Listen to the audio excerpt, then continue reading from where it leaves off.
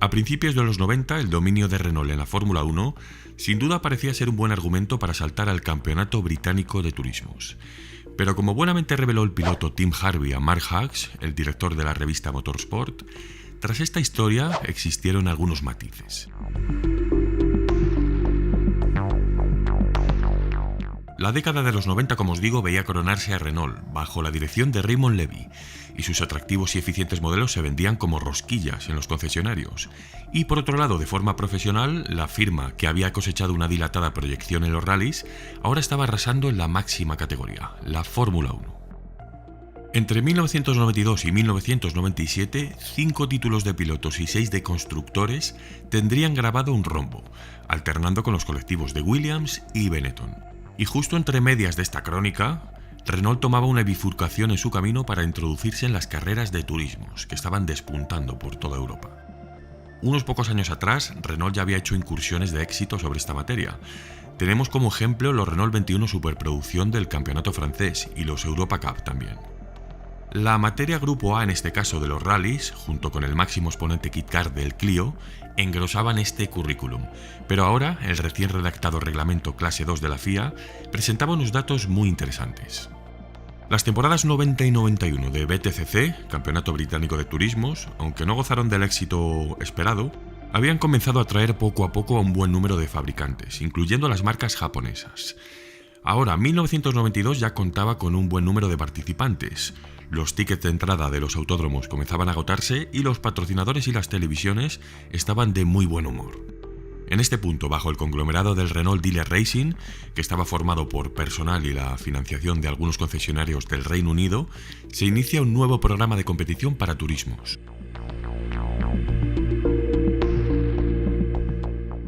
Este equipo decidía acogerse entonces a un ya veterano Renault 19 en su versión Chamade Fase 2, a pesar de que el 21, como os comentaba, destacó por su gran éxito en los circuitos galos.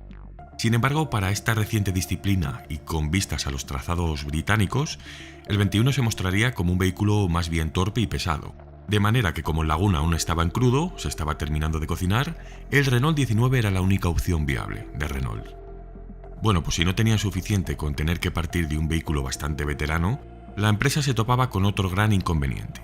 La mayor parte del personal de competición de Biggie Châtillon estaba inmerso en las labores de la Fórmula 1, y el reducido equipo que fue destinado al desarrollo del concepto BTCC, de Superturismo, únicamente disponía de 6 meses para completar un producto competitivo, en una disciplina en pleno estallido, que estaba creciendo por doquier.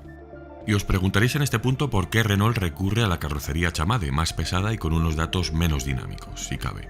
Y es que precisamente el nuevo reglamento de aquel año, además de rezar que eran obligatorias las carrocerías de 4 puertas, por eso dejamos de ver también los BMW 36 Coupé en la serie, además, como os digo, estas debían tener una longitud mínima de 4,2 metros. El Renault 19 compacto, la versión inicial, medía precisamente 4,1 metros, de manera que no era apto. Y de ahí que Renault eligiese el Chamade, que justamente medía 4,2 metros. Seguramente con todos los inconvenientes que se estaban encontrando, además del exponencial crecimiento de esta serie año tras año, con el veterano 19 Renault no vislumbraba muchas posibilidades de éxito. Y es por eso que para compensar deciden extenderle un contrato al campeón de la edición anterior. Hablamos de Tim Harvey. Renault sedujo a este campeón asegurándole que estaban desarrollando una máquina totalmente nueva, el Superturismo definitivo, en la que habían realizado además una gran inversión técnica y tecnológica. Teóricamente no habían reparado en gastos. Mentira. En los talleres de Renault Sport en Biggie Châtillon, sin personal suficiente ni tiempo, a Harvey le esperaba un Renault 19 de lo más modesto.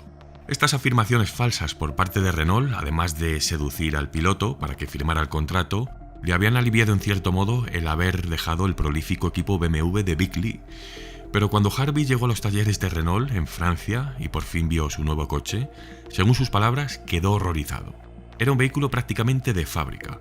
Confirmó que el interior conservaba los pedales de serie e incluso freno de mano. Cuando pidió explicaciones, cuando preguntó el porqué de estas chapuzas, que por qué el coche tenía freno de mano, le respondieron que allá en Raniotti, que entonces fue piloto de pruebas de Renault, le gustaba utilizar el freno de mano en algunas curvas, y eso, vamos, era obvio, era latente. Bueno, Tim Harvey confirmó en una entrevista que básicamente era un Grupo N, un vehículo de fábrica con lo justo, una suspensión, una jaula rápidamente atornillada y poco más para entrar a la serie.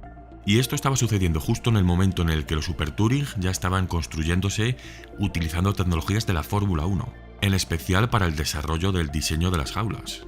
Sin embargo, este 19 se había construido con los métodos más tradicionales.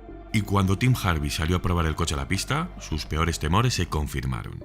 Este piloto, que venía de conducir un E36 con piezas carísimas y del más alto rendimiento, ya os hablaré de Bickley, afirmó literalmente en una entrevista que este coche, en comparación, se conducía como un todoterreno. Bueno, básicamente era lamentable.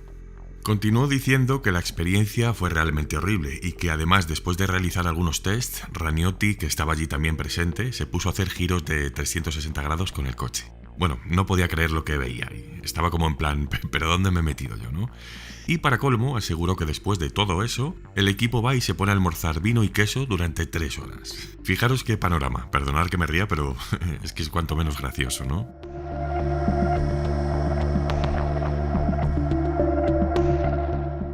Bueno, dicho esto, Renault Sport terminó construyendo un único chasis R19, que sería justo el que Tim Harvey condujo aquel fatídico día, el primario. Posteriormente, GB Motorsport pasó a dirigir el proyecto y la empresa británica MCT se haría cargo de construir los otros 3 chasis restantes del modelo en Daventry. Tim Harvey confirmó que estos chasis de 950 kilos ya eran bastante mejores que el que condujo aquel día en Francia, pero que aún así era un vehículo desgarbado y con mucha falta de desarrollo en general. Esta empresa que os acabo de mencionar, MCT, también se haría cargo de los primeros chasis Laguna de 1994 hasta la llegada de Williams en la temporada 95. Al mismo tiempo, en sus instalaciones de Magny-Cours, la empresa Sodemo reforma el conocidísimo motor F7R de 16 válvulas y 2 litros, generando hasta 280 caballos. Era el mismo bloque que montaron, por ejemplo, los Spider o el propio Renault Laguna posterior en competición. Magneti Marelli estaba a cargo de la gestión y la caja de cambio secuencial era una edición natural de Renault Sport que dio muchísimos problemas. Y a partir de la ronda 12 en Oulton Park, al equipo no le tocó más remedio que comenzar a utilizar una caja Strack de 6 relaciones, aunque también alternaron con una SADEP. Como rezaba el reglamento, el motor fue atornillado en una posición mucho más baja y atrasada, justo por detrás del tren delantero. Pero esto sería el mayor atisbo de innovación, de ingeniería, que veríamos sobre este Renault 19 BTCC. Un coche que no parecía realmente un auténtico superturismo y que evidentemente estaba condenado desde su nacimiento, a pesar de que sí disfrutaría de 2 oportunistas victorias. Aquellas victorias aisladas, por supuesto, se dieron en torno a 2 factores fundamentales. El primero, la habilidad de Tim Harvey para correr sobre mojado, y el segundo, la elección del equipo de los neumáticos Michelin. Durante aquel periodo, el equipo también firmaría una asociación de 6 años, nada menos, con el piloto Alain Mignon, que aún era un novato en la serie tras debutar el año anterior, en el 92, recordar, con un E36 Coupé del equipo Mobile. Al final de temporada ambos pilotos contarían con una victoria cada uno, y parecieron arrojar un halo de esperanza cuando se hicieron con el primer y el segundo puesto de Donington Park, en la segunda ronda del campeonato nada más, o sea, todo muy reciente. Bueno, pues con un doblete en la segunda ronda, como os digo, aquello podría atisbar que Renault era uno de los nuevos aspirantes a la corona, pero como os decía, fue una victoria casual gracias en parte al temporal y a la gran efectividad de los neumáticos Michelin en mojado frente al resto de fabricantes. Aquel Donington, además, fue la carrera de apoyo del Gran Premio de Europa de Fórmula 1, y Ayrton Senna precisamente acababa de ganar bajo una lluvia torrencial, que además seguía en aumento. Más de 2 horas después se celebró la carrera de BTCC y Tim Harvey se subió al podio en el que Senna había levantado su trofeo con su compañero Alain Mignon ocupando el segundo puesto. Meses después, ya en la penúltima carrera de la temporada, celebrada en el propio Donington también, que era además la última carrera doble del año, por cierto, Alain Mignon repetiría la victoria de su compañero. Fue donde debutó además Nigel Mansell con Ford, con el Mondeo, pero Renault pudo volver a ganar porque se repitió el temporal húmedo. El resto de la temporada fue bastante desastrosa en general para el equipo. Clasificaciones en mitad de tabla, abandonos constantes, bien por accidente o por problemas mecánicos, habitualmente procedentes de la transmisión, como os anticipé, y bueno, el Renault 19 reafirmaba constantemente su mala configuración y su falta de desarrollo.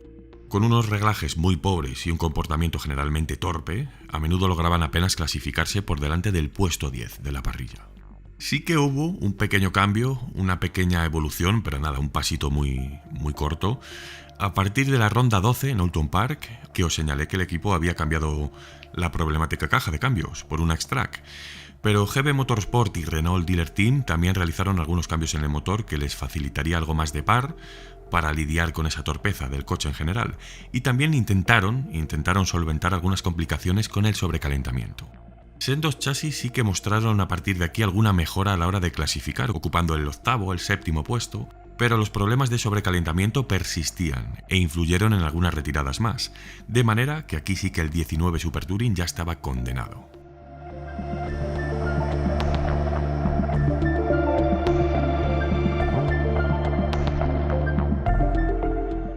Al final, Renault terminaría la temporada 93 en la penúltima posición en la tabla de constructores, solo por delante de Magda. La historia de este 19, que parecía un vehículo de fábrica con barras, había terminado, y sus pobres intervenciones bien tenían un montón de justificaciones. La falta de experiencia en la serie, por supuesto, el escaso tiempo de desarrollo, e incluso el haber subestimado un campeonato que se estaba volviendo sumamente competitivo, tecnológico y caro en cuestión de meses. Todo esto, sin duda, pasó factura a Renault. Sin embargo, esta era una firma que entonces aprendía, y aprendía rápido. El Laguna de 1994 estaba ya construyéndose en los talleres de MCT, para que posteriormente Williams terminara de pulir aquel diamante y le convirtiera en el campeón absoluto de la serie. El primer chasis construido, el más desastroso, del que hablamos al principio, estuvo al final presente en Nogaro, con motivo de la última entrada del Campeonato de Francia de Superturismo, de aquel 1993. Alain Minio estaba en la cabina y resulta que tendría un accidente en el que se fracturó la pierna derecha. El coche quedaría destruido en este caso, pero como anécdota final, con algunas partes de ese mismo chasis se construiría una mesa para la cafetería de la sala de juntas de Renault Sport. A ver, sé que en las votaciones que hicimos hace poco salió elegido el Volvo S40 como próximo Super Touring que queríais en el canal. Y le tendréis, que no os quepa la menor duda. Pero este es un regalo personalmente mío que he querido traeros a todos vosotros, así que no pude resistirme a traeros esta historia, mucho menos conocida que la de otro Super Touring.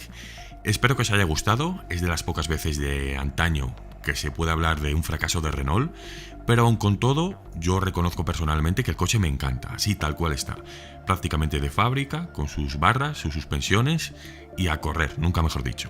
Os leo a todos vosotros, que sé que somos muchos los fans de Renault en este canal, y como sabéis es una comunidad en concreto que me encanta.